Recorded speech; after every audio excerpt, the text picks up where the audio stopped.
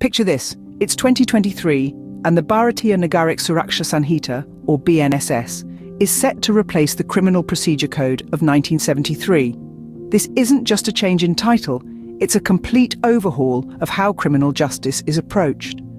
Under the BNSS, forensic investigation becomes mandatory for offences with 7 or more years of imprisonment on the line. Forensic experts are now part of the crime scene equation, collecting evidence and recording the process.